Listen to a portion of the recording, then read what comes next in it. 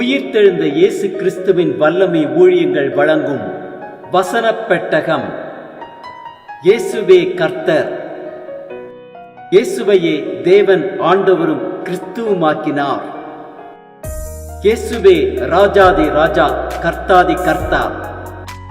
கிறிஸ்துவே மரித்தோர் மேலும் ஜீவனுள்ளோர் மேலும் ஆண்டவர். கிறிஸ்துவே போதகரும் ஆண்டவருமாயிருக்கிறார். வசனப் பெட்டகத்தின் இன்றைய தின கருப்பொருள் ஞானம். கர்த்தர் ஞானத்தை தருகிறார், அவர் வாயினின்று அறிவும் புத்தியும் வரும்.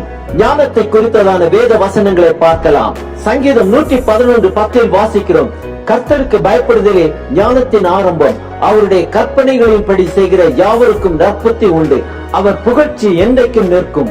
எபேசியர் 1:17 வாசிக்கிறோம், நம்முடைய கர்த்தராகிய இயேசு கிறிஸ்துவின் தேவனும் மகிமையின் பிதாவுமானவர் தம்மை நீங்கள் அறிந்து கொள்வதற்கான ஞானத்தையும் தெளிவையும் அளிக்கிற ஆவியை உங்களுக்கு தந்தருள வேண்டும் என்று வேண்டிக் கொள்கிறேன். யாக்கோபு 1:5 வாசிக்கிறோம், உங்களில் ஒருவன் ஞானத்தில் குறைவுள்ளவனாயிருந்தால் யாவருக்கும் சம்பூர்ணமாய் கொடுக்கிறவரும் ஒருவரையும் கடிந்து கொள்ளாதவருமாகிய தேவனிடத்தில் கேட்க கடவன், அப்பொழுது அவனுக்கு கொடுக்கப்படும். ஏசாயா 54:13 வாசிக்கிறோம், உன் பிள்ளைகள் எல்லாரும் கர்த்தரால் போதிக்கப்பட்டு இருப்பார்கள், உன் பிள்ளைகளுடைய சமாதானம் பெரிதாயிருக்கும். சங்கீதம் 119:98 வாசிக்கிறோம், நீர் உம்முடைய கற்பனைகளை கொண்டு என்னை என் சத்துருக்களிலும் அதிக ஞானம் உள்ளவனாக்கினீர், அவைகள் என்றென்றைக்கும் என்னுடனே இருக்கிறது.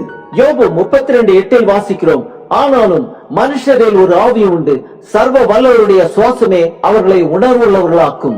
லூக்கா 21:15 வாசிக்கிறோம், உங்களை விரோதிக்கிறவர்கள் ஒருவரும் எதிர் பேசவும் எதிர் நிற்கவும் கூடாத வாக்கியின் ஞானத்தையும் நான் உங்களுக்கு கொடுப்பேன். 1 ராஜாக்கள் 3:12 வாசிக்கிறோம், உன் வார்த்தைகளின்படி செய்தேன், ஞானமும் உணர்வும் உள்ள இருதயத்தை உனக்கு தந்தேன், இதிலே உனக்கு சரியானவன் உனக்கு முன் இருந்ததும் இல்லை, உனக்கு சரியானவன் உனக்கு பின் எழும்பதும் இல்லை. யாக்கோபு 1:17 வாசிக்கிறோம், நன்மையான எந்த ஈவும் பூர்ணமான எந்த வரமும் பரத்திலிருந்து உண்டாகி சோதிகளின் பிதாவினிடத்திலிருந்து இறங்கி வருகிறது, அவரிடத்தில் யாதொரு மாறுதலும் யாதொரு வேற்றுமையின் நிழலும் இல்லை. 1 ராஜாக்கள் 4:29 வாசிக்கிறோம், தேவன் சாலமோனுக்கு மிகுதியான ஞானத்தையும் புத்தியையும் கடற்கரை மணலத்தினையான மனோவிருத்தியையும் கொடுத்தார். தானியேல் 1:17 வாசிக்கிறோம், இந்த 4 வாலிபருக்கும் தேவன் சகல எழுத்திலும் ஞானத்திலும் அறிவையும் சாமர்த்தியத்தையும் கொடுத்தார்.